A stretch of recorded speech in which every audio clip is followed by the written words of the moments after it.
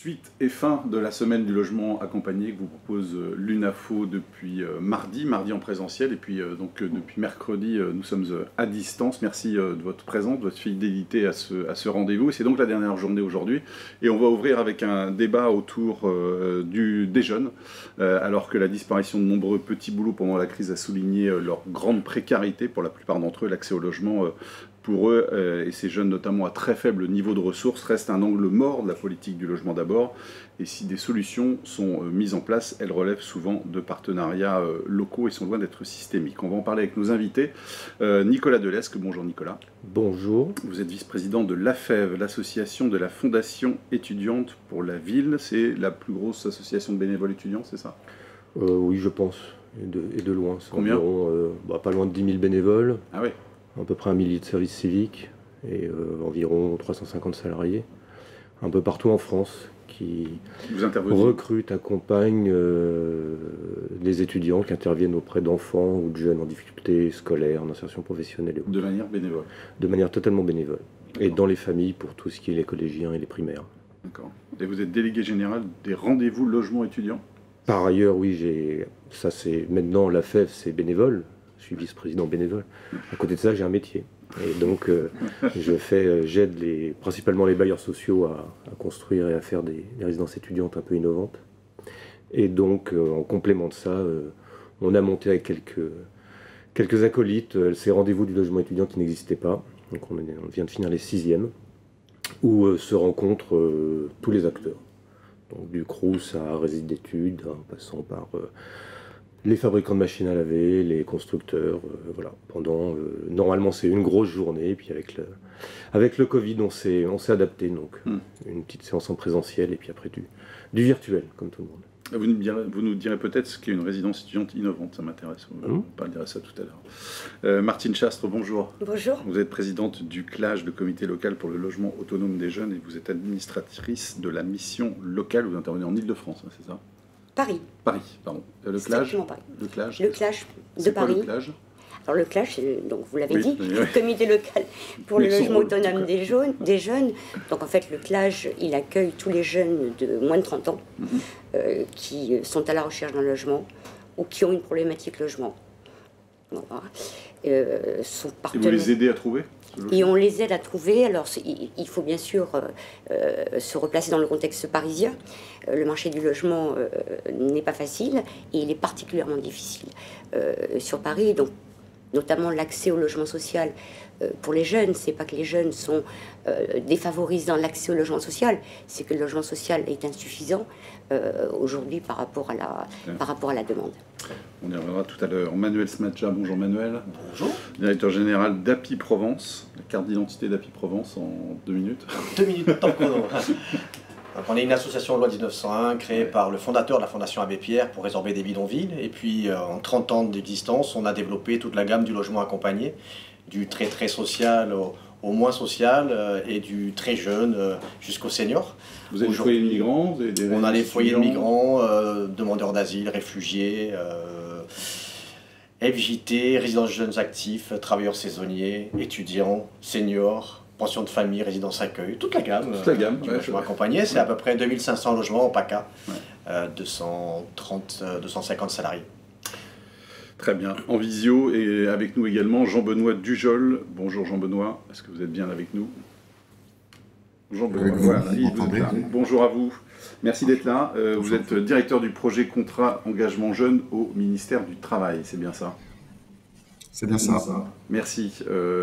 À tout de suite, on reviendra vers vous dans un instant. Nicolas Delesque d'abord. Le Covid, est-ce qu'il n'a pas été finalement un révélateur chez les jeunes de ce qui était plus ou moins visible? Alors chez les jeunes en général, moi je suis vraiment spécialisé sur les questions de logement étudiant, même si aujourd'hui, définir ce qu'est un étudiant c'est compliqué. Parce que, c'est quoi d'ailleurs pour vous alors? Ça change, ça évolue énormément. Je vais prendre qu'un chiffre, la formation continue, apprentissage post-bac a augmenté de 140% en 5 ans. Donc maintenant, on a des gens qui sont en alternance à l'université, et de plus en plus.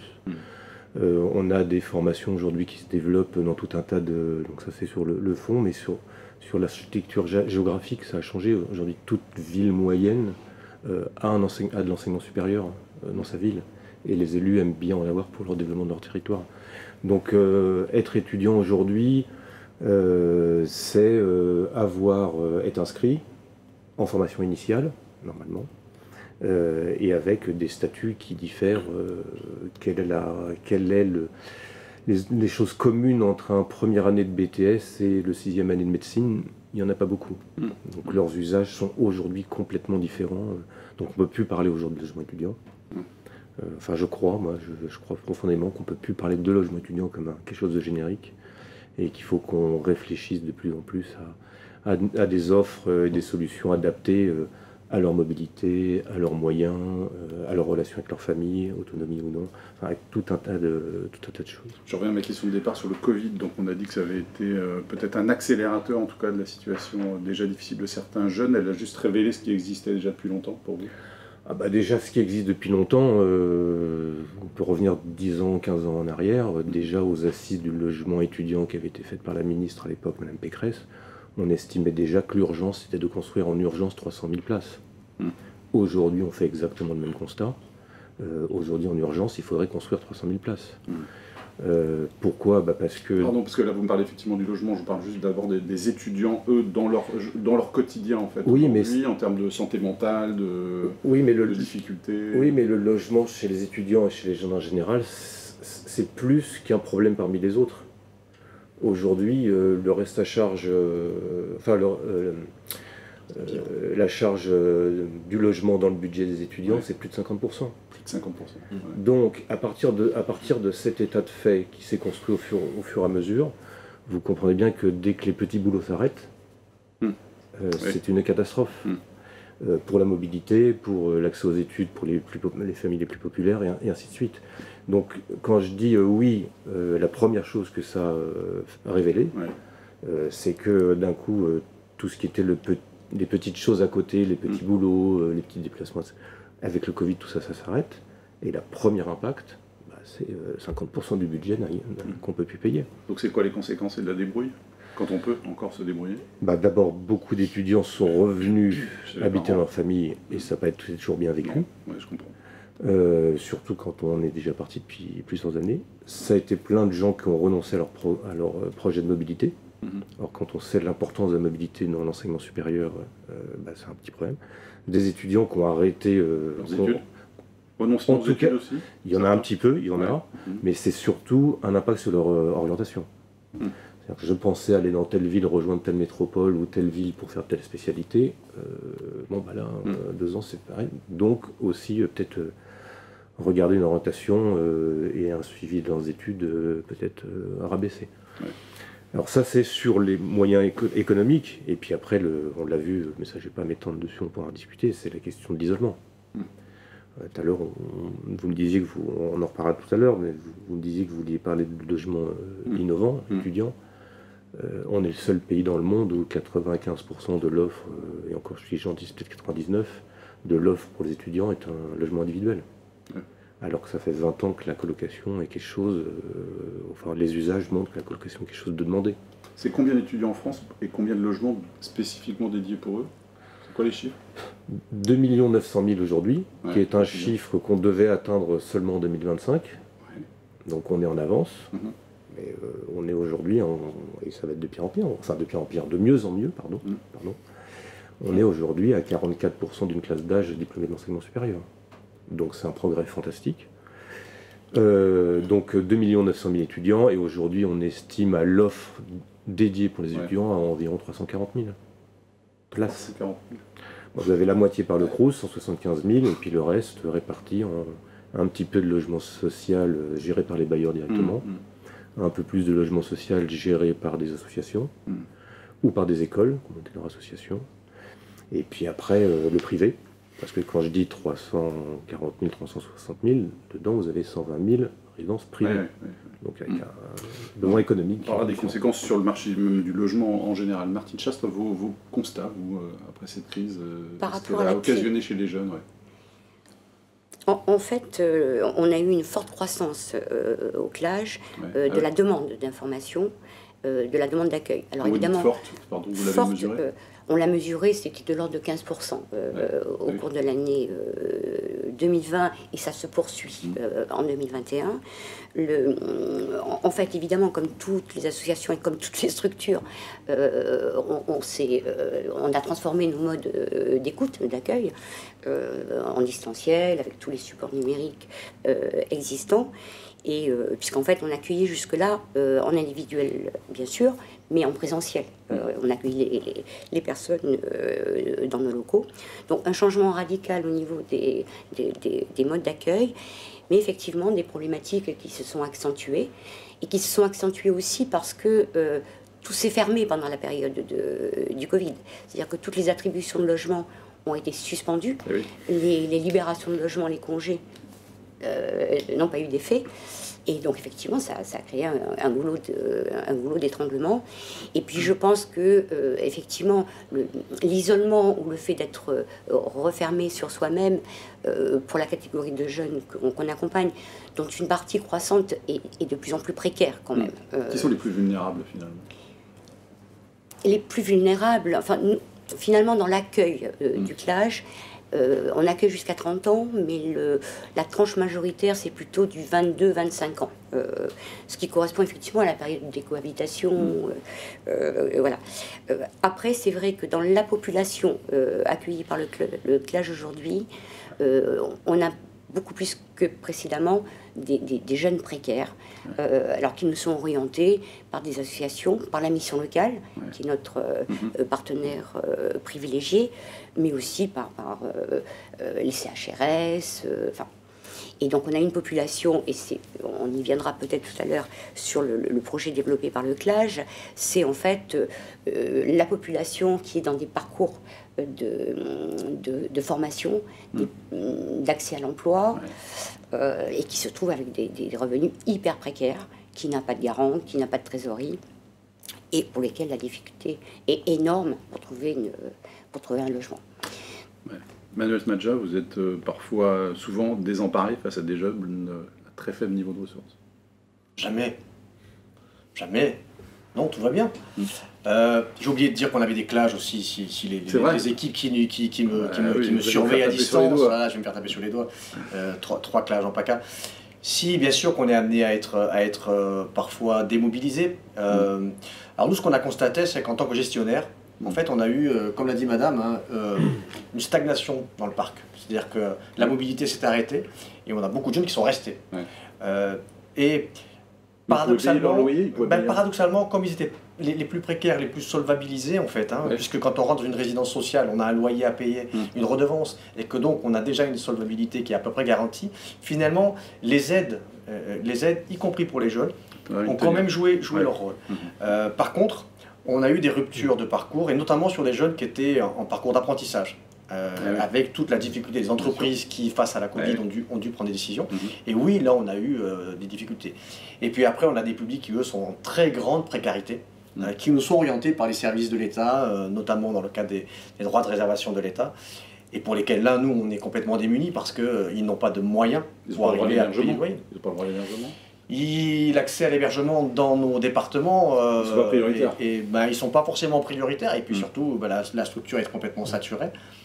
Et puis sur les jeunes, quand même l'accès au logement social, il y a un problème d'accès, puisqu'on est sur des délais anormalement longs déjà dans nos territoires, avec un nombre de logements locatifs sociaux très bas, et en plus des typologies qui ne sont pas adaptées. C'est-à-dire qu'on n'a quasiment pas de T1 aujourd'hui dans les logements sociaux. Et quant aux logements familiaux pour de l'éventuelle cohabitation, bon, ils sont complètement mobilisés. Donc oui, effectivement, l'accès au logement est un souci. Tout à l'heure, vous avez évoqué quand même quelles sont les autres problématiques. Oui, il y en a d'autres. Logement accompagné, on est là un peu pour parler logement. Je rappellerai juste que c'est un besoin primaire de l'homme, c'est la mise à l'abri. Et qu'aujourd'hui, malheureusement, on n'en parle pas beaucoup dans les campagnes présidentielles, et a fortiori sur les jeunes, où oui, il y a la crise qui a révélé un certain nombre de choses, mais il y a aussi des décisions politiques, comme la contemporanéité des APL, par exemple, qui ont particulièrement ciblé les jeunes. Voilà.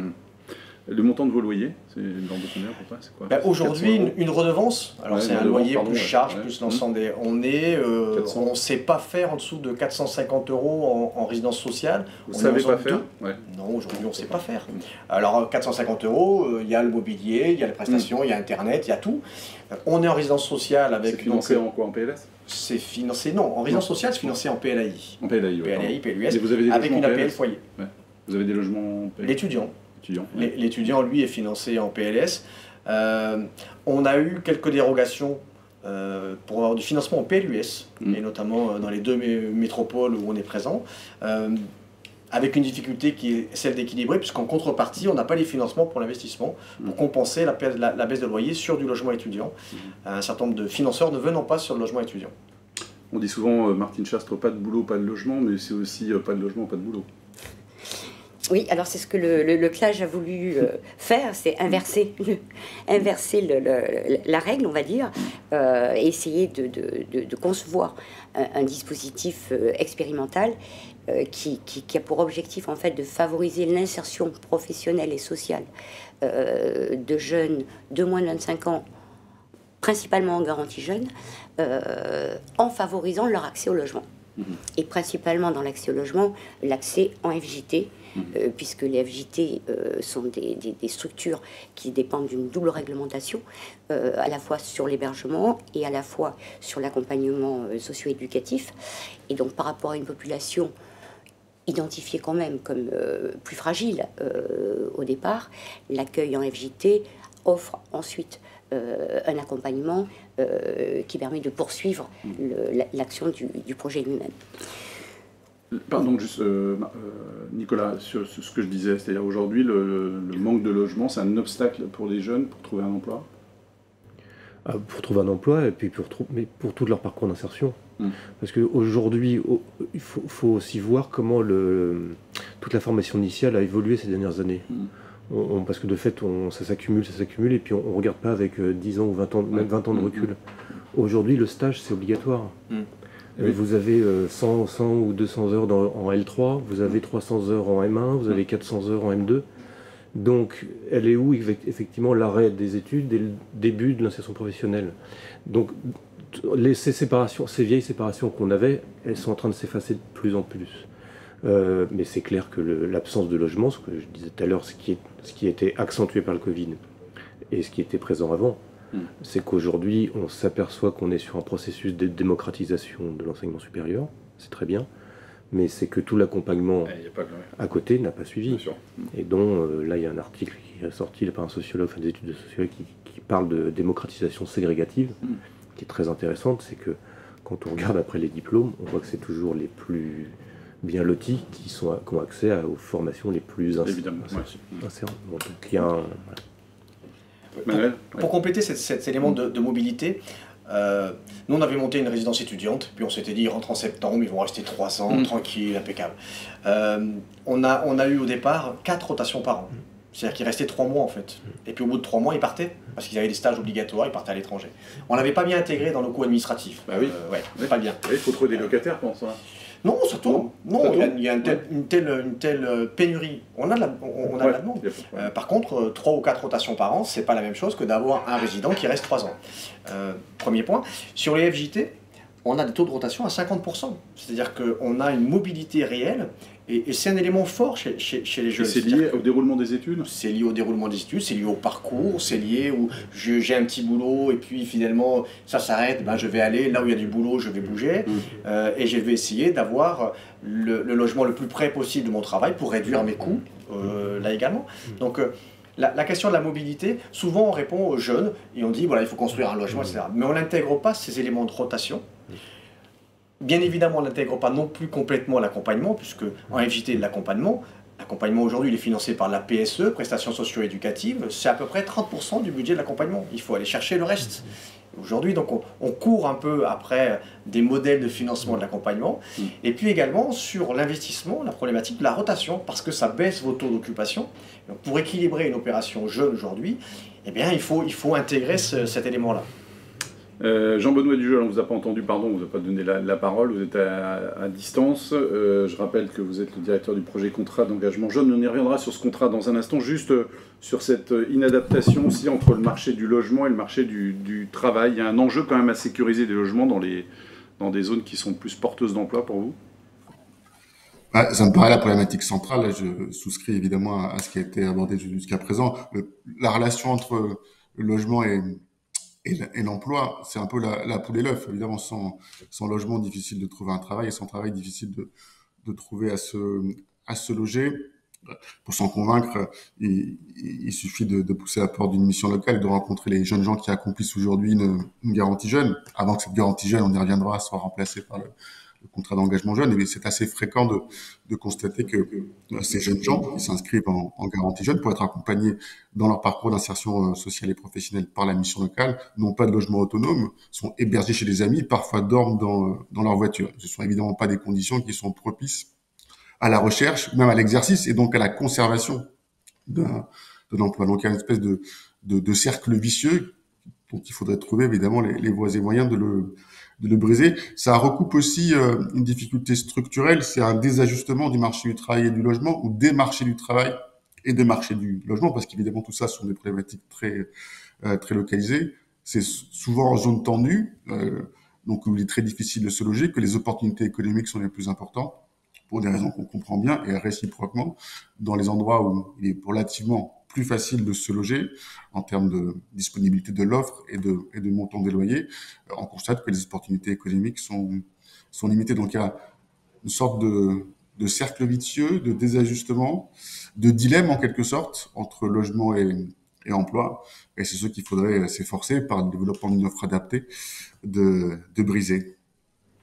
Est-ce qu'il faudrait imaginer par exemple des formes de logement provisoire? Oui, alors, parmi les options qui ont été, ça me paraît extrêmement intéressant, c'est assez raccord avec le thème d'aujourd'hui. Il y a une première solution, ça a été évoqué, je crois, à l'instant, c'est le parc social. On connaît les difficultés d'accès des jeunes au parc social. Il y a un défaut de fluidité. Il y a souvent un mot d'esprit qu'on entend, c'est que les jeunes sont dans le parc social, mais c'est les jeunes des années 70. Ils étaient jeunes dans les années 70 quand ils sont rentrés dans le parc social, mais ils sont pas sortis du parc. Donc il y a un enjeu de fluidité du parc social. Et puis il y a un enjeu de développement de logements adaptés, de formules qui permettent justement aux jeunes de se projeter dans des bassins d'emploi qui sont dynamiques et où par ailleurs il n'y a pas d'alternative dans le parc social ou dans le parc privé traditionnel. Et de ce point de vue, le logement accompagné et les formules de FJT en particulier me semblent tout à fait adaptées, oui, bien sûr. C'est combien de Nicolas Delesque d'étudiants dans le parc de logement social? Le pourcentage, c'est quoi? Moins de 30 ans. Alors, moins de 30 ans dans le parc social, on est tombé en dessous des 9, je crois. Ah oui, alors qu'on était à 20% dans les... 8, vous auriez dit, Manuel. Ouais, c'est ça. Donc ça décroît. Oui, ça décroît. Et les étudiants en tant que tels, sur l'offre dédiée aux étudiants, vous avez environ 60 à 80 000 logements sociaux gérés par les bailleurs ou par les associations, auxquels vous rajoutez les 80 000 des bailleurs sociaux gérés par le Crous. C'est une question, la question du logement social étudiant. Est-ce que ça existe véritablement aujourd'hui? Non. Alors, le logement social, il a droit à... Tout le monde peut y arriver. Bien sûr, évidemment. Mais on l'a dit, sur les territoires à forte tension, on est sur des 2 à 4 ans d'attente pour avoir un logement social. Est-ce qu'on est vraiment en phase avec la question de la mobilité? Non. Ensuite, dans les problématiques de typologie, on n'a pas de petits logements. Et paradoxalement, aujourd'hui, 30 à 40% des occupants sont des ménages seuls. Donc c'est étonnant, il faut revoir la fabrication. Après, on a ce qu'on appelle les FJT quand même, les résidences sociales jeunes actifs, qui eux, là, on cible le jeune dans sa globalité, pas que l'étudiant. On a des pourcentages d'étudiants qui sont possibles. Par contre, aujourd'hui, faire une résidence sociale jeunes actifs ou un FJT, c'est compliqué politiquement, parce que, bizarrement, la jeunesse est un peu perçue comme étant un handicap. Ça fait peur d'avoir une résidence où on va avoir que des jeunes. Donc il faudrait peut-être là aussi réinventer, trouver des astuces pour rendre attractif cette offre. Martine Chast, ce sujet. Je voulais compléter sur les données chiffrées, en fait, préciser sur Paris, puisque c'est mon territoire, on va dire. La mission locale, elle accueille tous les ans à peu près 9000 nouveaux jeunes sur le territoire parisien. Elle en accompagne 20 000. En gros, je schématise. Sur ces 9000 jeunes nouvellement accueillis, il y en a 1 sur 2 qui n'est déjà plus logé par ses parents. Ah ouais. 1 sur 2, donc ce qui est ils sont beaucoup. où? Et alors, je vais vous le Oui, dire. c'est ça, justement. Les 4500. Suspense. Oui, il y en a 40% qui ont une problématique logement. Alors qu'il peut être de toute nature. Ils vont chez les uns chez les autres et Voilà, ils donc se débrouillent, quoi.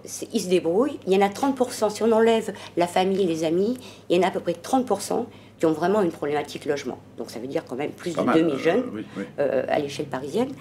Et lorsqu'on va encore un peu plus loin, on en a, sur ces 9000 finalement qu'on accueille tous les ans, on en a plus de 500, entre 500 et 600, qui sont, on pourrait dire, quasiment dans une errance résidentielle. C'est-à-dire qu'ils sont entre la rue, les squats, la voiture, etc. Donc voilà, à l'échelle du territoire parisien, c'est quand même au moins 500 jeunes qui sont engagés dans des parcours professionnels, professionnels, et qui sont engagés dans un parcours, qui sont déjà motivés et qui sont bloqués dans ce parcours par une situation résidentielle qui est limite indigne. Bien sûr. On a connu des jeunes pendant la Covid, enfin le confinement, qui étaient effectivement dans leur voiture. Cette question du logement étudiant, Nicolas Delescq, elle impacte finalement la question du logement en général, parce que les étudiants, effectivement, vous rappeliez les chiffres tout à l'heure, des 2 900 000 étudiants et 380 000 logements dédiés, quelque chose comme ça. Donc forcément, il faut qu'ils trouvent des logements autres que ceux qui leur sont particulièrement dédiés. Moi, c'est pour ça que je parle beaucoup de logements étudiants, pas parce que c'est une chapelle devant une autre chapelle. Oui, bien sûr. C'est que, je sais pas, si c'est comme si vous faisiez prépariez un chocolat et que vous laissiez le lait sur le feu et que vous occupez toujours du chocolat et vous faites pas attention au lait qui est en train de déborder sur la cuisinière, c'est pareil. C'est-à-dire qu'aujourd'hui, vous avez des villes où tout le marché du logement locatif, a été complètement déstabilisé par les étudiants. Ouais. Une ville comme Grenoble, vous vous baladez dans la ville de Grenoble, il y a des annonces studio étudiants sur tous les balcons. Et alors en plus, quand c'est rajouté, donc ils prennent tous les petites surfaces, qui étaient aussi quelque part ce qui faisait un peu tampon pour les jeunes qui arrivaient sur les villes et autres. Et vous rajoutez dessus, en plus depuis 15 ans, la mode de la colocation. Ah oui, donc ils prennent des appartements plus grands. Et vous rajoutez dessus, sur cette ville, Airbnb. Et vous avez des marchés du locatif sur des centres qui sont complètement... Des couples ne peuvent pas se loger parce qu'il y a des jeunes qui sont en cohabitation dans certains logements. On discutait avec la mairie de Grenoble, parce qu'on avait monté une résidence justement sur un des quartiers populaires de Grenoble. C'était le premier souci. C'est aujourd'hui des couples, on ne parle même pas des jeunes en difficulté, mais des jeunes couples avec un emploi qui viennent à Grenoble parce qu'il y avait un secteur économique qui était dynamique, ne trouvaient pas de logement sur la métropole de Grenoble. Donc le logement étudiant, c'est pas une question de priorité, mais c'est une question que si à un moment donné, alors qu'on a 2 900 000 étudiants, on a 60% de décohabitation, et on veut aller plus loin, puisqu'on veut atteindre 50% de diplômés d'une classe d'âge, et ainsi de suite, et ce qui est très bien, on ne peut pas continuer à avoir une offre qui est construite que sur des bouts de ficelle d'une offre familiale. Aujourd'hui, le logement étudiant en résidence universitaire, ce n'est qu'une adaptation petit à petit du CCH, du logement familial. Et là, c'est un peu UBesque. Enfin, moi, je trouve. À part produire, c'est quoi la réponse? C'est d'abord produire, donc ça c'est une première réponse, Martine Chastre, ou... Mais je pense qu'il y a produire, c'est le point 1, c'est prioritairement. Après, il y a l'accompagnement et il y a le regard qu'on porte sur les jeunes. Tout à l'heure, Manuel l'a dit, enfin, un jeune, il s'identifie, enfin, c'est pas un public identifié, un jeune, c'est pas un statut, c'est pas une catégorie, il travaille et il étudie en même temps, il a plus de 25 ans, moins de 25 ans, il a des parents aisés ou très pauvres, ou pas de parents du tout, enfin... Il y a toutes ces situations. Je ne parle même pas des situations les plus extrêmes, les jeunes sortant de l'ASE, enfin, des situations qui sont particulièrement compliquées. Donc, de toute façon, le premier sujet, production. Il n'y a pas de sujet autre ce sujet plus prioritaire. C'est production pas chère. Et production pas chère, ça veut dire PLAI, ça veut dire des logements avec des bas niveaux de loyer. Deuxième point, c'est l'accompagnement. C'est-à-dire, si je peux parler quelques minutes du dispositif on en parle dans un Assieds-toi. instant. Voilà. Je vous ferai Donc le deuxième aspect, c'est l'accompagnement, et c'est quelque part que chacun joue son rôle jusqu'au bout. C'est-à-dire qu'on a parlé tout à l'heure des FJT, par exemple. Les FJT, avec la prestation, la PSE, ont vocation à accueillir une part de public jeune en parcours d'insertion et dans des situations relativement difficiles quelquefois. Mais c'est vrai que les modes d'attribution, les délais de vacances, les préoccupations de gestion des FJT font que le public le plus précaire, le plus en besoin d'être accompagné, n'est finalement pas celui qui accède en premier. Mais pour des raisons qui sont de gestion, de complexité et quelquefois un peu de stigmatisation de ces jeunes. Vous voulez réagir, Nicolas Delesque, et puis on va Manuel. C'est juste sur ce bout de phrase, je suis totalement d'accord, c'est que chacun joue son rôle. Je vais vous donner justement pour sortir des jeunes vraiment en grande difficulté et autres. Mais d'abord, dire que les étudiants ne sont pas tous pauvres. Il faut se rappeler ça. Les étudiants, aujourd'hui, le revenu moyen tout cumulé des étudiants, en moyenne, c'est aux environs de 900 €. D'accord. Entre les aides sociales, les familles, ça. Donc, la question de production, c'est pas cher, oui, bien sûr. Mais c'est pas non plus. Je suis pas en train de dire qu'il faut mobiliser du PLAI et les impôts des Français pour produire pour les étudiants. Non. Ça doit être réservé pour les jeunes les plus en difficulté. Donc il y a bien deux choses différentes. Mais là où je suis d'accord avec madame, c'est sur le côté chacun doit jouer son rôle. Aujourd'hui, par exemple, les établissements d'enseignement supérieur qui ouvrent des filières dans des villes moyennes, qui ouvrent des filières spécialisées dans les métropoles, ainsi de suite, si elles ne se posent pas la question en même temps de quel service on amène, c'est les collectivités d'un coup qui doivent gérer ce type de problème et qui s'en sortent pas. Manuel, sur la question de la production, aujourd'hui, l'enjeu de produire moins cher, comment on fait? Est-ce qu'il y a aujourd'hui des financements pour ça? Est-ce qu'il y a des perspectives? Alors il y a plusieurs montages possibles et imaginables. Essayons ce qui est intéressant toujours, c'est d'essayer de faire bouger un peu les lignes. Si on reste sur les modèles économiques actuels, effectivement c'est compliqué de sortir du pas cher. Il y a quand même du PLAI adapté qui permet là d'avoir des niveaux de loyer plus bas, et dans les FJT, dans les résidences sociales jeunes actifs, c'est une production qui est réelle. On sort à 404 € là du coup en logement seul avec une APL qui peut monter jusqu'à 350, 370 €. Là on est sur une forte solvabilisation d'un public qui est précarisé. Après sur les FJT. Sur les FJT, effectivement, c'est une résidence sociale, il y a une redevance à payer. Donc un jeune sans revenu ne peut pas rentrer en FJT parce qu'il faut bien qu'il paye un loyer. Sauf si on rentre dans le cadre de dispositifs particuliers. On a, nous, monté pour l'accueil de jeunes MNA avec l'État, dans les FJT, des places réservées, même dans des résidences pour étudiants et un travail autour de la mixité. Donc oui, il faut arriver à produire. Il faut peut-être aussi qu'un certain nombre d'acteurs comme Action Logement aujourd'hui a inscrit dans sa feuille de route la question des jeunes, mais pas les étudiants. Donc c'est un élément qui manque. Plus on a de subventions au départ, moins les loyers à la fin sont importants. Il faut peut-être aussi qu'on réfléchisse, comme tout à l'heure je parlais de la mobilité. C'est difficile aujourd'hui sur un territoire tendu, et alors on parle Île-de-France tendue, mais PACA, c'est sympathique, on a des agglomérations à moins de 15% de logements locatifs sociaux, et encore je suis donc effectivement le jeune rentre dans le calcul de la pénurie. Mais quand on doit construire une résidence jeune et une résidence sociale jeune pour des jeunes, certains en parcours, d'autres en décohabitation, d'autres en jeunes cadres et d'autres en précarité, mais effectivement ça fait peur. Donc comment donner des carottes? Et peut-être qu'en mettant en place la question de la mobilité, peut-être qu'en disant qu'un coefficient de majoration sur un résidence jeunes actifs en termes de SRU, pourquoi ça ne vaudrait pas un logement égal 1,5? Et en même temps, quand on voit la mobilité et l'offre réelle de logement, je rappelle que chez nous, en PACA, le taux de rotation dans le logement familial, c'est 4%. 4%. Donc aujourd'hui, voilà, est-ce que produire une offre adaptée ne serait pas une incitation pour les décideurs, que sont les élus notamment, pour développer ce type d'offre spécifique permettant de la mobilité? Et avec un prisme assez large, là encore, hein, effectivement, il y a de l'étudiant qui n'a aucun problème financier, il y a de l'étudiant en grande précarité, il y a des étudiants qui travaillent. Voilà.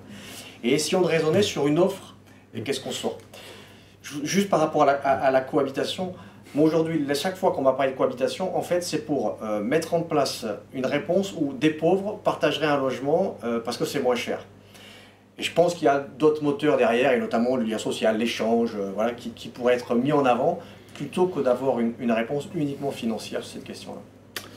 Jean-Benoît Dujol, je ne vous vois pas, donc je ne sais pas si vous réagissez aux propos qu'on entend, mais je vous laisse quand même la main, mais je suis désolé, hein, c'est un peu compliqué effectivement quand on est en visio. Sur peut-être plusieurs points avant qu'on parle tout à l'heure du contrat, mais aussi ce que soulevait Nicolas Delestre sur cette question de finalement des universités qui ouvrent des formations sans se préoccuper de savoir s'il y a les services autour et les logements notamment.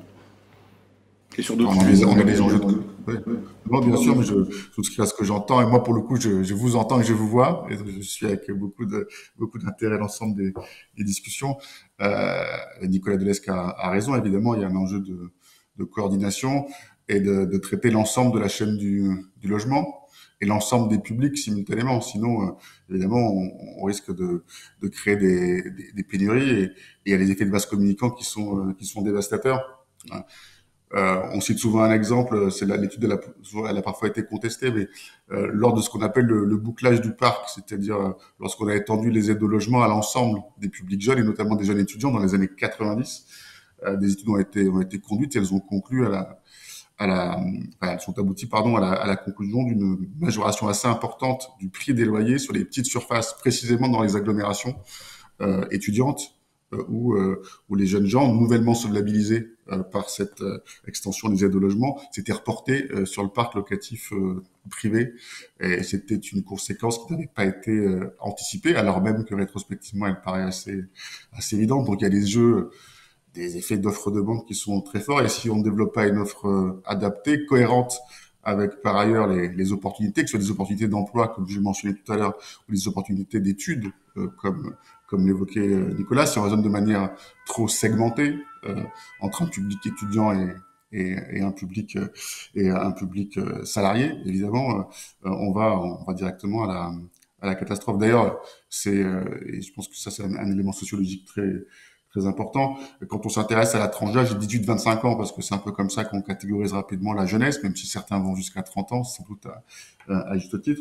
On oublie parfois que une moitié est étudiante et l'autre ne l'est pas, et qu'en réalité, toute l'histoire de ces 18-25 ans, c'est bien de passer de la situation d'étudiant à la situation de plus étudiant inséré sur le marché du travail, même si après on peut continuer à se former tout au long de la vie. En réalité, on est sur des périodes de trajectoire, donc c'est un peu compliqué d'ailleurs de ce point de vue-là d'arriver à caractériser la situation de la jeunesse. On dit souvent la jeunesse n'est qu'un mot, il y a des jeunesses. Les deux sont vrais. En réalité, d'un côté, il y a un point commun à tous ces jeunes, quel que soit leur milieu social. Ils sont destinés à passer de la situation de l'enfant dans la famille au jeune autonome avec son emploi, son travail, sa propre famille. Donc, il y a toute une série d'étapes qui constituent précisément le parcours de la trajectoire de la jeunesse. Et en même temps, c'est une jeunesse qui est segmentée.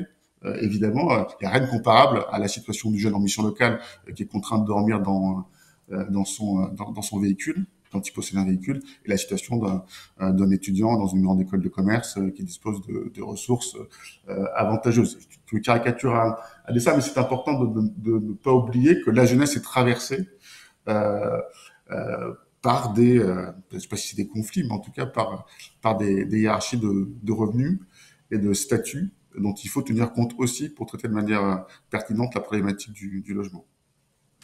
Merci, je reviens vers vous dans un instant pour parler du contrat. Martine Chastre, vous avez commencé à évoquer tout à l'heure ce dispositif, vous en disiez plusieurs mots, puisqu'il y a une mobilisation de la ville, de la région, de l'État et d'associations.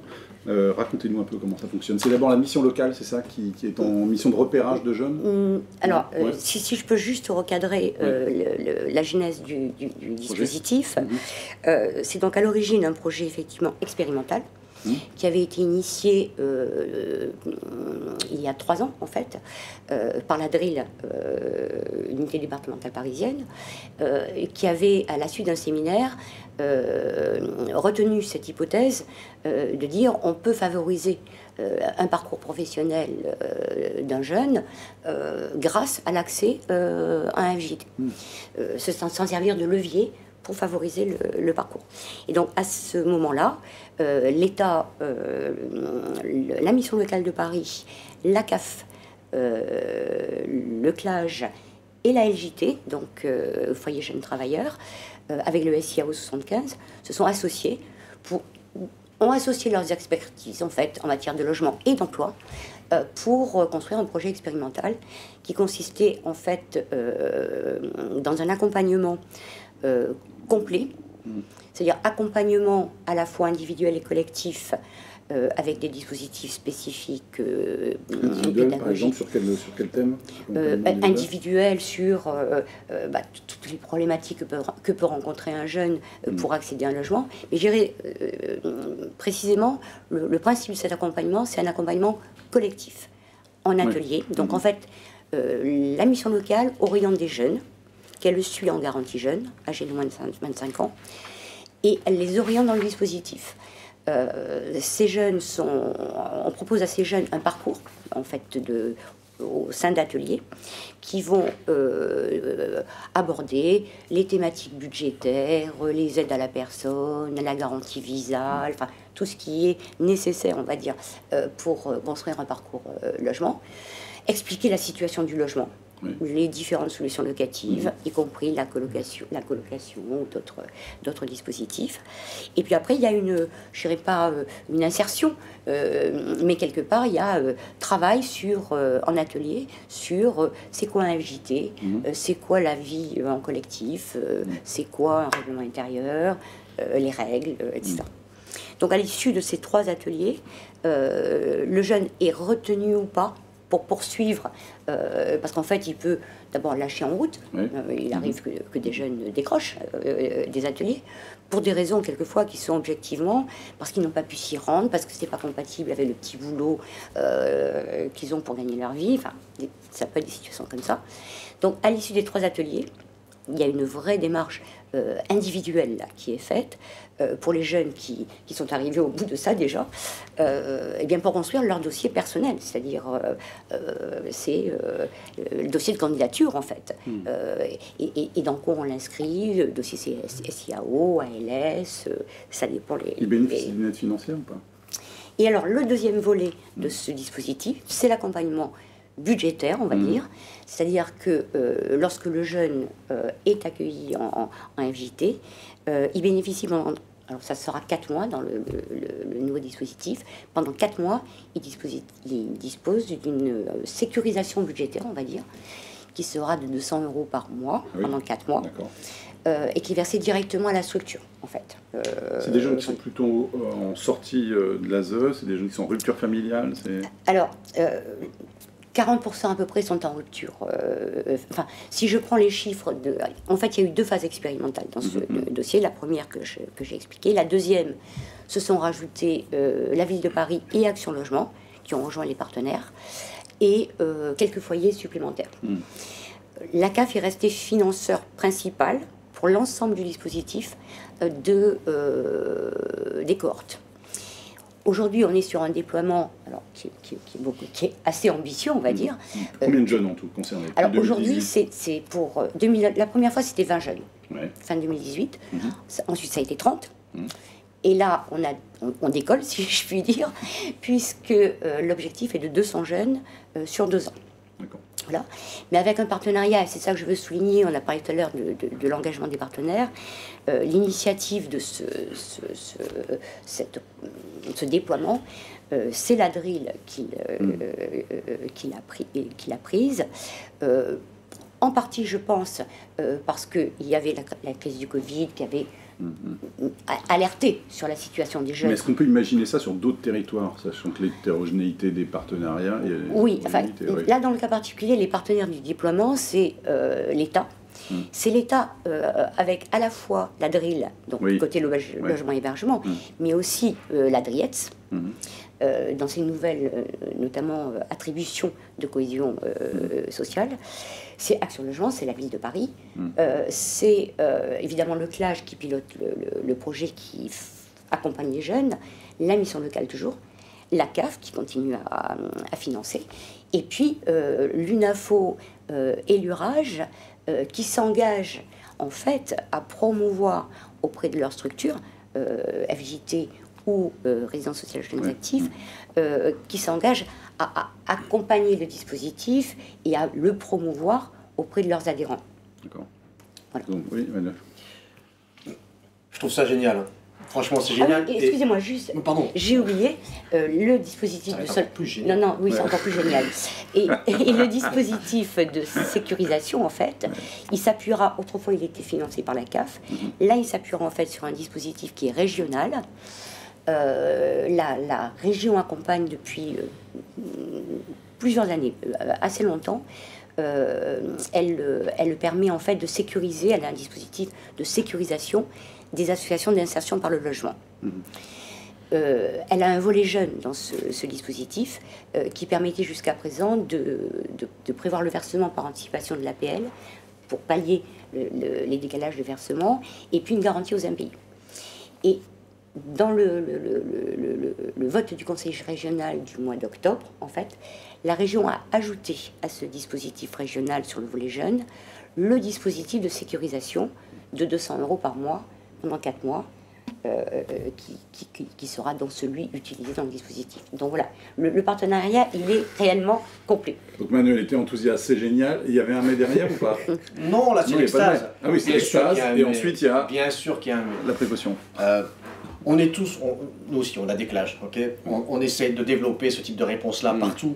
On va chercher des partenaires, on va mobiliser la région, les intercommunalités, on va la CAF, Action Logement, les propriétaires bailleurs, tout le monde, ok. Quelle énergie! Enfin, pardon, hein, 20 jeunes. Pour Paris, c'est ça? Non, là, ça sera 200 jeunes sur 2 ans, oui, à Paris. 20 jeunes au début, et aujourd'hui, on est à 200 jeunes. Est-ce que nous devons crier victoire? Il y a un décalage quand même sur les énergies qu'on est obligé de dépenser aujourd'hui pour arriver à répondre. Alors, heureusement qu'on le fait. Après, soyons pas des vieux grincheux, il y a plein de choses positives. Pas trop. C'est vrai que la Visale, par exemple, ça a été un super dispositif et qu'il y a plein de jeunes aujourd'hui, et nous on le mobilise régulièrement. C'est Action Logement. Donc il y a plein de choses qui se mettent en place. Ceci dit, aujourd'hui, sur la question de l'accompagnement, et vous avez raison d'insister là-dessus, sur l'accompagnement et sur les dispositifs qui permettent à un jeune de se construire, et notamment celui qui n'a pas bénéficié d'un accompagnement peut-être familial ou autre. Là, on est confronté à de vraies difficultés. Et là, aujourd'hui, c'est le bidouillage. C'est-à-dire qu'on va chercher notre ingéniosité pour aller trouver des partenaires pour développer ça. Lors de la journée en présentiel du logement accompagné de l'UNAFO, il y a eu un intervenant qui a évoqué un grand plan jeune. On avait sorti des plans famille et seniors à un certain moment. Je pense qu'aujourd'hui, sur la question de la jeunesse, il faudrait qu'on arrive à avoir un grand plan jeune sur ces sujets-là, qui intègre évidemment la production, on l'a dit, et puis tous les dispositifs d'accompagnement qui vont autour. Il y a des choses qui se mettent, le dispositif qui va nous être présenté, c'est un bon début. Sauf qu'aujourd'hui, on raisonne à chaque fois en silo. C'est-à-dire qu'il y a un jeune, qu'est-ce que tu as comme problématique? Ah, est-ce qu'on arrive à te faire entrer dans une case? Ah, la case, elle est là. Et puis tu n'es pas dans la case? Ah, c'est embêtant. On va par exemple, il y a une problématique sur les jeunes migrants qui sortent de l'ASE, comme vous faites. Ah, ça c'est le sujet sympathique, on a tous essayé de régler.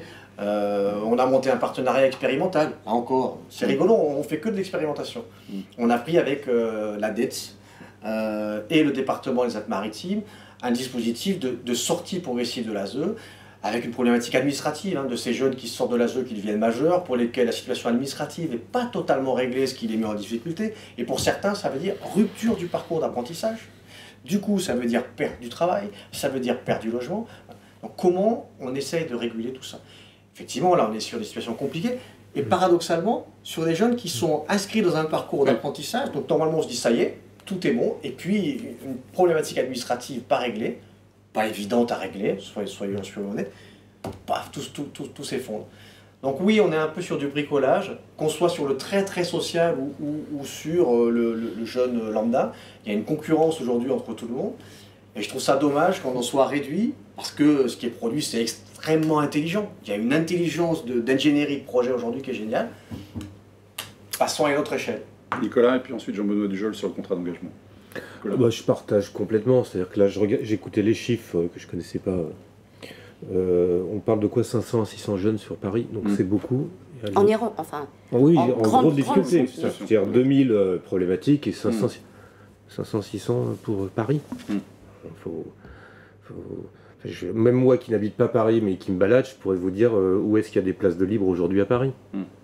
Entre les foyers AFPA qui sont toujours pas rénovés depuis 10 ans, les casernes de pompiers qui sont fermées depuis 10 ans, les fonciers universitaires qui sont où il y a encore de la capacité de construction. Enfin, donc à un moment. Et alors je parle même pas des logements privés vacants.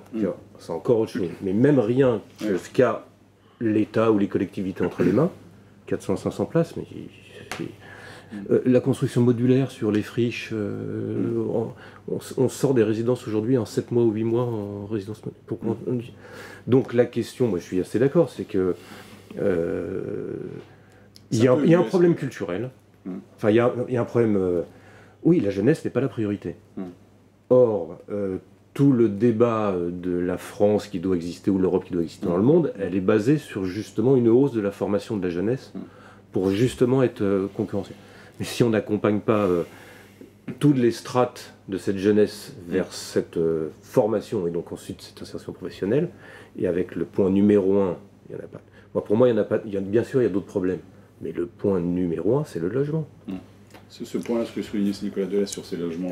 Oui, je voudrais préciser effectivement ce qui vient d'être dit, enfin confirmer plutôt, et conforter ce qui a été dit. Si c'est vrai, c'est totalement scandaleux. Enfin, je veux dire, 200 jeunes, enfin, c'est rien à l'échelle des places vacantes, où qu'elles soient.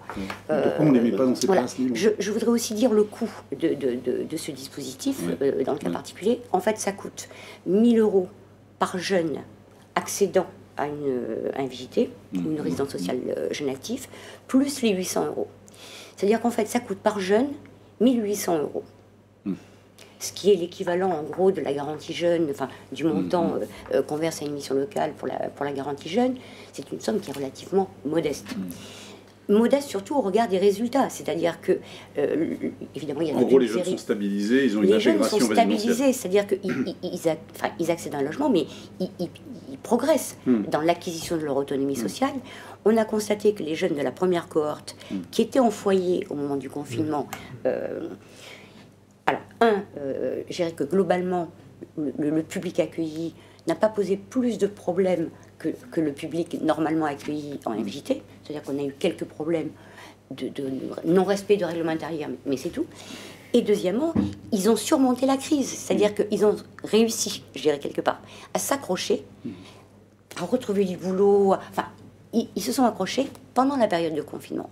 Donc, cet effet de levier du logement par rapport au parcours professionnel, l'autonomie sociale, c'est essentiel. Mais c'est beaucoup d'efforts. C'est beaucoup d'efforts. Et ces logements dont parlait Nicolas, qui sont disponibles des casernes de pompiers. Mais moi, ça me paraît... Enfin, moi, je travaille beaucoup avec la FIL sur un groupe sur l'habitat intercalaire, ce qu'on appelle l'habitat intercalaire, l'exploitation de friches temporairement vacantes ou d'immeubles temporairement vacants. Ça se fait ou pas ?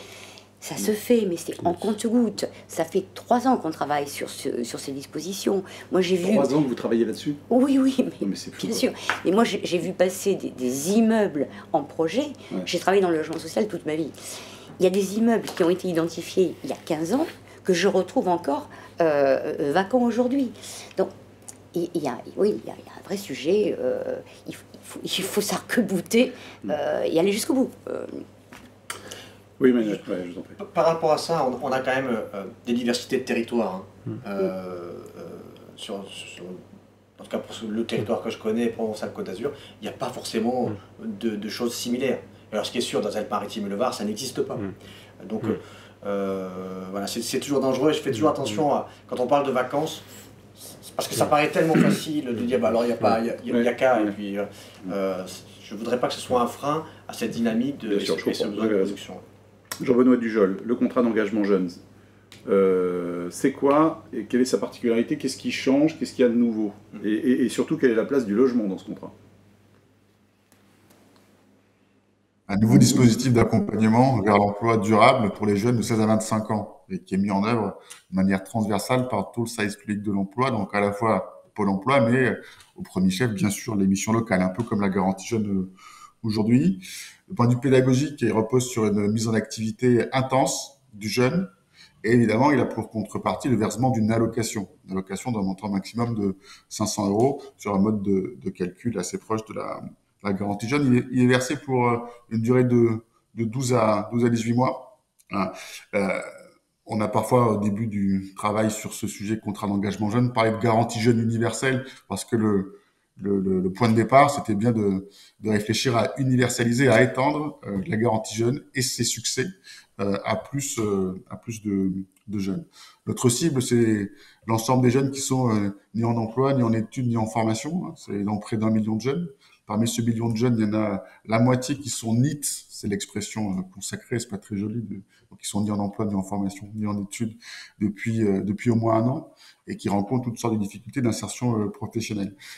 Ce que je veux dire, c'est que c'est pas un dispositif de plus, hein, ça remplace des dispositifs existants, côté Pôle emploi et côté mission locale. Et l'ambition, c'est de mettre en cohérence toutes les solutions nécessaires à l'accès à l'emploi durable. Et parmi ces solutions, il y a évidemment la question du logement. Donc, le fait qu'il y ait une allocation comme la garantie jeune, mais étendue à plus de monde, c'est déjà une première réponse. Il y a une sécurisation des ressources du jeune qui le rend, alors à un niveau qui est modeste, hein, on parle de 500 €, mais qui le rend peut-être solvable pour pouvoir s'acquitter d'un reste à charge modeste dans une résidence sociale, comme ça a été évoqué par plusieurs intervenants. Mais plus que ça, ce qu'on souhaite, c'est que cette problématique du logement, dont on sait qu'elle est centrale pour l'accès à l'emploi, on l'a vu tout à l'heure, il y a cette espèce de cercle vicieux, et l'ambition, c'est de mobiliser toute une série de briques de solutions pour permettre aux jeunes permettre à ce jeune de lever les freins périphériques à l'emploi. Ces freins périphériques, c'est le logement, ça peut être aussi la santé. On a des problématiques de toutes sortes. On parlait de santé mentale au début de cet échange, d'isolement. Il y a aussi des problématiques d'addiction. Il y a les enjeux de mobilité. Mais le principale difficulté, vraiment la trappe à une activité dans laquelle est enfermé parfois le jeune, elle est liée à cette question du logement. Donc, on travaille avec le ministère du Logement. C'est un sujet qui est très interministériel. Il y a les enjeux de coordination. On veut renforcer les moyens des SIAO, avec des responsables de jeunesse qui permettraient de mieux coordonner les travaux. Et on voit bien qu'il y a des effets, comment dire, des difficultés en termes d'ingénierie. C'était assez éloquent, les opérations qui ont été décrites à l'instant par Madame du CLAGE. Et moi, je salue l'effort qui est fait pour loger ces quelques centaines de jeunes. Mais la simple énumération des sigles, des intervenants, des partenaires nécessaires à la réalisation du projet montre bien la difficulté et le niveau d'ingénierie politique publique qu'il faut savoir développer pour construire de telles opérations. Donc on veut renforcer cette ingénierie et cette coordination en soutenant mieux les SIAO. Et puis on veut travailler avec le ministère du Logement pour mobiliser le droit commun et offrir plus de solutions de logement aux jeunes lorsqu'ils sont en contrat d'engagement jeune. C'est pour ça que, vraiment, encore une fois, l'opération exemplaire de Madame du CLAGE et de la mission locale de Paris, c'est assez typique du genre de dynamique qu'on veut promouvoir avec le contrat d'engagement jeune. Allier insertion, accès à l'emploi et logement des jeunes. Est-ce que vous avez identifié déjà des freins à ce contrat qui pourraient l'empêcher de s'appliquer et de fonctionner correctement, que vous pourriez corriger à l'avenir? Pas encore commencé, ça n'existe pas encore, ce sera mis en œuvre, j'aurais pu commencer par là, le 1er mars 2022, donc dans une course de vitesse. Il y a 1 mois maintenant, le Premier ministre, en déplacement à la mission locale de Ivry-Vitry, a annoncé la perspective de mise en place d'un contrat d'engagement jeune. On travaille d'arrache-pied avec les missions locales, avec Pôle emploi, avec l'ensemble des acteurs en interministériel, avec les collectivités locales aussi, pour être prêts au 1er mars prochain. Donc, il est encore un peu tôt pour faire le point sur les difficultés. Évidemment, le contrat d'engagement jeune, le dispositif ne sera pas parfait au 1er mars. C'est toute une trajectoire qui doit nous emmener en amélioration continue tout au long de 2022. Et j'ose espérer qu'on pourra consolider cette brique logement au sein du contrat d'engagement jeune en 22. Regard vous portez, Nicolas, vous décernez plutôt un satisfecit sur ce contrat d'engagement jeune? Déjà, si on introduit effectivement cette problématique du logement, c'est une bonne chose. Après, moi non plus, je ne veux pas être grincheux. Donc c'est très bien, ça fait toutes ces politiques-là, à un moment donné, il va bien falloir aussi les territorialiser de manière forte. C'est ce que vous disiez.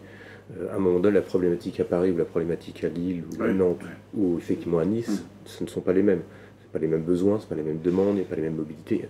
Bon. Et donc la question est éminemment politique, c'est-à-dire comment on arrive dans une politique décentralisée, alors qui n'est peut-être pas décentralisée jusqu'au bout d'ailleurs. Je vous renvoie aux travaux de la Cour des comptes sur les questions de logement étudiants et autres. Donc peut-être plus décentralisé, mais comment, à un moment donné, on arrive à impulser des vrais projets de territoire sur le logement des jeunes. Avec, si je résume le besoin des jeunes, il y en a deux.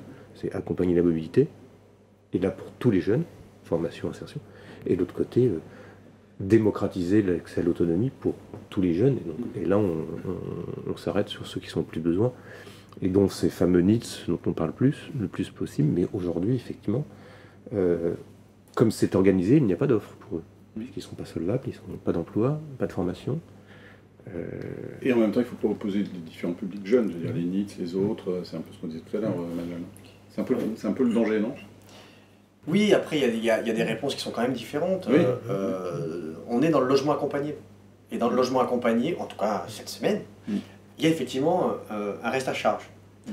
Et pour les plus précaires, la question est comment on règle cette question du reste à charge. Est-ce que c'est en développant une offre hébergement où là, on est sur une prise en charge par l'État et l'ensemble des partenaires, ou est-ce qu'on adapte via le logement accompagné une solvabilisation? C'est deux enjeux. De toute façon, sur l'hébergement, là aussi, sur l'hébergement, notamment pour les jeunes, il y a là aussi un déficit et une carence. Moi, de nous entendre tous, il y a un indicateur qui est souvent mis en exergue, et on nous compare avec l'Allemagne, et on nous dit, en France, on est dynamique parce qu'on a un taux de natalité qui est positif, et donc c'est une force, l'aspect démographique. Et c'est rigolo après, quand on parle de la jeunesse, ou des jeunesses, là par contre, ça devient un handicap. Moi j'ai toujours été interpellé de voir que dans les critères de classement de la politique de la ville, le taux de jeunes est un indicateur considéré comme dégradant le territoire. Voilà.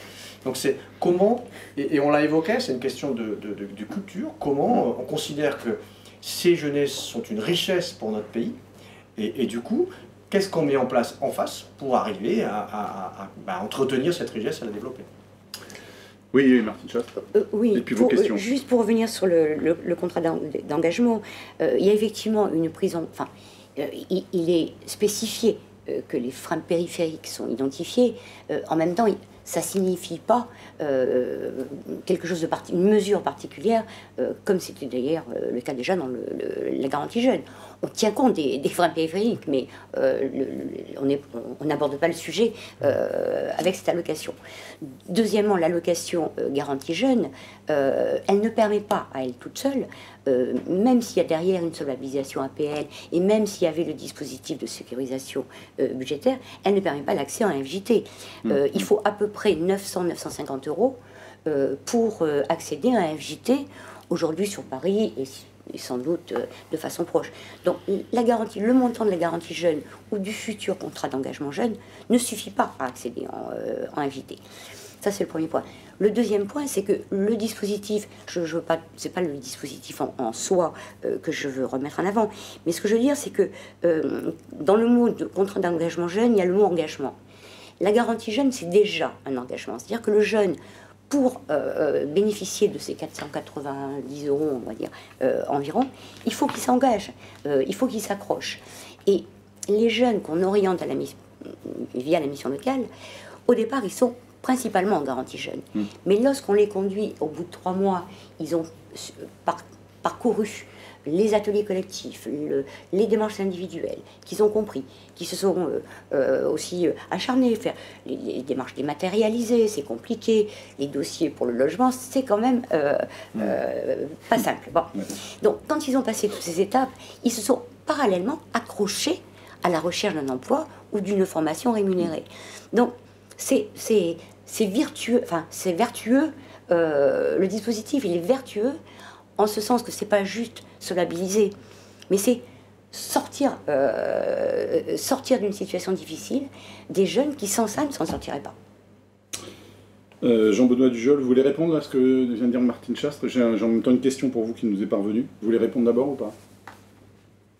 Si vous êtes chaud là. Qui est consubstantiel à ce qu'est la garantie jeune aujourd'hui et à ce que sera le contrat d'engagement jeune demain. Et de parcours, d'ailleurs, c'est pour ça que, vous le savez sans doute, il y a eu un débat il y a quelques mois sur le point de savoir s'il fallait considérer le contrat d'engagement jeune comme un RSA jeune ou si l'un pouvait être un substitut à l'autre. Le choix du gouvernement, il a été clair. On ne veut pas faire un RSA jeune pour précisément cette raison. L'horizon qu'on propose aux jeunes, c'est pas celui d'un minimum social et de l'assistance à vie, c'est celui d'une trajectoire d'accès à l'emploi durable. Donc, on ne rentre dans ce parcours que parce que l'enjeu, c'est pas de rester 12 ou 18 mois à 500 euros, c'est de trouver le plus rapidement possible un accès à l'emploi durable, le cas échéant en mobilisant toute la palette des solutions du plan Jeunes Solutions et notamment l'accès à la formation professionnelle ou à l'apprentissage.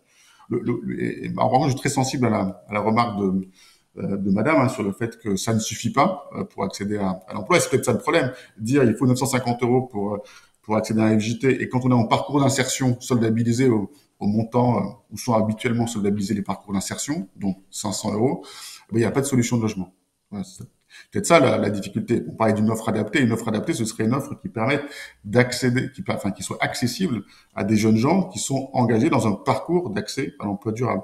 Et que ce soit une offre individuelle avec des services collectifs, typiquement ce dont on parle ce matin, c'est-à-dire logement accompagné, et notamment pour ce qui concerne les jeunes gens, le foyer de jeunes travailleurs, même si la terminologie est parfois un peu désuète. Moi, je pense que c'est un produit très moderne. Il faudrait que ça puisse être accessible.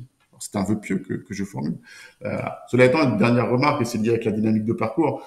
Quand on est en garantie jeune et demain en contrat d'engagement jeune, on a vocation aussi à occuper un emploi. Et on peut cumuler une partie de ses revenus du travail avec son allocation. Et c'est bien le cumul de l'ensemble de ses ressources, celle de contrat d'engagement jeune plus celle du travail, éventuellement, donc on l'a dit, une solvabilisation APL, qui doit permettre d'avoir le bon niveau de solvabilisation. Je pose une question dans un instant, mais Emmanuel voulait réagir. Oui, je ne sais pas quelles sont les règles en Ile-de-France. Malheureusement pour nous, en tant qu'exploitants, on n'a pas des jeunes qui, dans les FJT, gagnent 950 euros par mois. Loin de là. Donc je pense qu'il y a un accès en FJT possible et en résidence sociale jeune, avec des niveaux de revenus qui correspondent à ceux qui sont évoqués par le dispositif. Par contre, effectivement, il y a la question de la temporalité des APL. Je voulais revenir et effectivement, aujourd'hui, quand on évoque un jeune qui travaille, c'est pas aussi simple que ça, puisqu'on va risquer de le désolvabiliser avec un nouveau calcul. Calculés tous les combien? 3 mois. 3 mois. Ouais. Et on sait aujourd'hui que ce dispositif-là, les plus touchés sont les jeunes. Donc il faudrait peut-être revoir ce dispositif qui lui est un dispositif pérenne, l'APL, et sortir, en tout cas avoir une approche différente pour la jeunesse, parce que c'est un élément de fragilisation. C'est vrai. Jean-Benoît Dujol. Contemporanéisation de l'aide au logement, c'est un sujet évidemment complexe. On sait que ça touche particulièrement les jeunes. Pas perdre de vue aussi la raison pour laquelle ça a été fait. Je veux pas, moi, défendre la position du ministère du Logement qui est pas représentée. Mais l'idée, c'était de payer en fonction de la situation du jeune. Précédemment, alors, peut-être que ça a des effets pervers, du jeune, de toutes les personnes, parce que la contemporanéisation, évidemment, elle s'applique à tout le monde. Comme les jeunes sont dans des situations qui sont plus variables dans le temps, en tout cas, c'est l'hypothèse qu'on fait, ça touche particulièrement les jeunes. Mais précédemment, on calculait l'aide au logement en fonction des ressources de l'année antérieure, voire de N-18 mois. Donc, c'était, pour des raisons qu'on peut comprendre, aussi considéré comme illogique. Et la contemporanisation, ça veut juste dire, c'est un mot barbare, qu'on calcule l'aide au logement en fonction des ressources contemporaines du jeune. Donc ça peut avoir des effets négatifs, mais ça a aussi une certaine logique que je voudrais souligner. Il nous dit on accède en foyer de jeunes travailleurs de 650 euros. Voilà. Alors il y a une question pour vous, Jean-Benoît Dujol. Concrètement, comment sera organisée la réponse logement auprès des jeunes en contrat engagement jeune? Une harmonisation nationale ou bien la main sera-t-elle laissée aux acteurs locaux pour l'adapter sur leur territoire? Unique nationale, on la proposerait. Pardon. Merci de cette question. Si on avait une solution unique nationale, on la proposerait volontiers. Malheureusement, ce n'est pas le cas. Ce qu'a dit Nicolas Delesque est très juste. Ce sont des problématiques qui sont territoriales. Les marchés du logement, il n'y a pas un marché du logement national, il y a des marchés du logement comme il y a des marchés du travail. Il y a des projets de territoire à construire. Nous, ce qu'on pose avec le contrat d'engagement jeune, c'est d'abord une ambition d'intégrer la brique logement encore plus qu'aujourd'hui, hein, on parle pas de zéro, évidemment, je l'ai dit, hein, on paye notre dette et notre tribut à la garantie jeune universelle, hein, qui était déjà engagée dans ce type de démarche. Mais ce qu'il faut pouvoir construire, c'est localement des alliances d'acteurs autour de la mission locale, en lien avec Pôle emploi pour une partie des publics et l'ensemble des acteurs du logement, pour pouvoir apporter cette réponse concrète qui viendra d'initiatives qui seront forcément très diverses. Nous, on apporte la brique contrat d'engagement jeune, on pose cette ambition. On travaille avec le ministère du Logement, mais évidemment, les solutions concrètes, elles ne décideront pas elles s'imagineront même pas depuis Paris. Elles ne peuvent provenir que d'une dynamique territoriale. Donc, la main sera évidemment laissée aux acteurs avec l'État à leur côté. Merci pour cette précision. Pour vous, Martine Chastre, comment les CLAGE travaillent-ils pour développer leur connaissance de l'offre de logement et les partenariats possibles sur le territoire? Alors, je dirais que sur Paris, la situation est assez lisible parce qu'en fait on n'est pas confronté à des millefeuilles administratifs, territoriaux. On a une ville qui est aussi un département, une RIL, une DRIES. Bon. La mission locale de Paris, depuis 8 ans aujourd'hui, a fusionné toutes ces antennes. Donc on a une mission locale avec des sites décentralisés, enfin sur le territoire, mais en même temps il y a une mission locale et il y a un CLAGE. Donc le partenariat, il est plus simple, enfin, les échanges et les dispositifs sont plus simples à mettre en œuvre. Ceci dit, comment on travaille aujourd'hui? Les CLAGE avaient il y a quelques années, étaient sur des jeunes qui arrivaient chez eux, qui cherchaient un logement, simplement parce que c'était le premier logement, et en gros, c'était ça le sujet. Alors, je ne reviens pas sur tout ce qui a été dit sur Airbnb, etc. Le marché parisien, il est très particulier. Il est devenu aujourd'hui, il faut savoir qu'il y a un quart des logements du centre parisien qui ont été bloqués, entre guillemets, par Airbnb. Bon, la ville a une politique volontariste pour limiter ça. Mais la difficulté aujourd'hui, c'est le fait que le marché du logement s'est restreint terriblement. Donc, on a à la fois la population qui s'adressait à nous, qui ne cesse de grossir, et puis on a aussi, alors là, pour des raisons économiques et d'attractivité du territoire, de plus en plus un public jeune qui n'est pas originaire de Paris, qui vient pour des problèmes d'emploi, pour des questions d'études. Donc c'est la diversification aussi du public qui est accueilli par le CLAGE de Paris qui change beaucoup. On nous parle aussi, et à juste titre, souligne certaines personnes, des logements qui apparaissent intergénérationnels, type un toit 2 générations qui permettent aux jeunes à faible ressource d'être logés à faible coût, voire gratuitement en contrepartie de leur présence le soir auprès de la personne qui les héberge. On nous dit qu'il existe des solutions de cohabitation intergénérationnelle, c'est-à-dire un senior qui héberge un jeune chez lui, contre quelques services en temps de présence. Le réseau Cohabilis regroupe les structures locales qui existe en France. Ça se développe si je peux juste répondre sur cette question-là, parce que comme ça je termine par rapport au CLAGE, ça fait partie des solutions locatives qu'on propose et qu'on promeut, etc. Y compris dans des audiovisuels bientôt. Bon. Par contre, moi j'alerte juste sur un point, c'est que ce mode de solution locative, autant il est à peu près bien accueilli, je dirais, dans une population étudiante, une population pas chez les actifs. Non, actifs, mais pour des périodes temporaires. Par contre, lorsque un jeune en difficulté, qui sort quelquefois de la rue, comme je l'ai dit, lorsque la proposition qu'on lui fait, c'est celle-là, ça passe pas. C'est pas dans la culture d'un jeune en difficulté qui sort de décohabitation, enfin qui sort de cohabitation difficile ou de sa voiture, lui dire on va te mettre en colocation. Il nous reste très peu de temps. Nicolas, une réaction sur les intergénérationnels? Justement, on les invite à nos rendez-vous. Monsieur Pasquet, qui est le patron de Cohabilis. Eux, ils sont en train de réfléchir justement comment on passe d'une réflexion sur l'intergénérationnel à une réflexion plus globale sur l'habitat partagé. Et je suis assez d'accord avec eux. C'est-à-dire que, on le voit, le logement peut à la fois être des dispositifs comme celui-là sont à la fois des nouvelles solutions pour les jeunes et aussi des moyens de régler d'autres problèmes sociaux du territoire et autres. Mais on revient toujours à la même question. On parlait de prix tout à l'heure. Je crois que c'est estimé, mais nous, ce qu'on fait aussi avec la FEV sur la colocation là, dans les quartiers politiques de la ville, on revient toujours comment on paye et qui paye l'ingénierie nécessaire à ce type de projet. C'est forcément des projets partenariaux, donc il y a de l'ingénierie avant, et puis surtout après c'est du fonctionnement. Puisque si on dit, et on est tous d'accord, que les bailleurs sociaux ne sont pas adaptés aujourd'hui à ce turnover, ces choses compliquées et autres, il faut bien proposer aux bailleurs, soit en termes de conseil, soit en termes de gestion locative, une ingénierie de fonctionnement. Ça a un coût. Qui paye aujourd'hui cette ingénierie de fonctionnement? Manuel, on nous dit, enfin c'est un constat, mais c'est un peu celui que vous avez fait tout à l'heure, aujourd'hui nos FJT sont embolisés par les MNA. Les MNA, c'est Mineurs non accompagnés. non accompagnés, qui sortent des dispositifs car devenus majeurs, ces jeunes n'ont pas de titre de séjour, pas d'avis d'imposition et ne sont donc pas éligibles au logement du parc locatif social. Constat que vous faites aussi. Alors nous, on a fait attention à ne pas justement... il y a eu au moins une solution de facilité. Hein. Les départements nous ont inondés, en tout cas ont essayé de nous inonder de ce type de public-là. Et justement, la richesse d'un FJT, c'est d'avoir une pluralité de public. Et c'est ce qui fait sa force. Donc on a bien évidemment contractualisé avec les départements.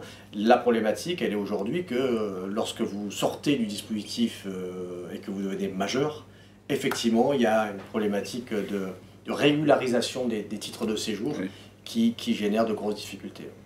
Et il faudrait que l'État réfléchisse à comment anticiper ces évolutions de parcours, pour qu'il n'y ait pas la rupture et qu'on perde la dynamique qu'on a pu enregistrer. Mais c'est vrai que c'est un vrai sujet. Comment promouvoir les profils de jeunes à faibles ressources auprès des propriétaires du parc privé? Faut-il développer le dispositif du bail accompagné? On l'a fait dans nos clages, on l'a développé, on l'a fait. Je dirais qu'il y a une caution morale et un accompagnement aussi du propriétaire. C'est-à-dire que le propriétaire, on lui dit tu vas avoir un jeune dans ton logement, forcément ça fait peur. Et puis il y a la problématique de la rotation. Donc c'est un accompagnement qu'on peut proposer.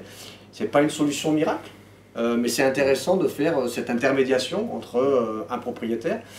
Et une des solutions aussi sur les clages, c'est bien évidemment, il y a tous les acteurs du logement social, mais il y a aussi le parc immobilier privé et des partenariats forts avec la FNAIM par exemple qui peuvent être développés ou d'autres réseaux d'agences immobilières. Merci à tous d'avoir participé. Merci Jean-Benoît Dujeul d'avoir été présent avec nous. On vous revoit une dernière fois. Merci à vous, merci beaucoup. Le contrat d'engagement jeune, donc 1er mars 2022. Merci Nicolas, merci Martine, merci Manuel, merci à vous de nous avoir suivis. Je vous retrouve tout à l'heure à 11h30 pour la table ronde de conclusion avec notamment Jean-Paul Vaillant, le président de l'UNAFO, et Sylvain Mathieu, le Dial. À tout à l'heure.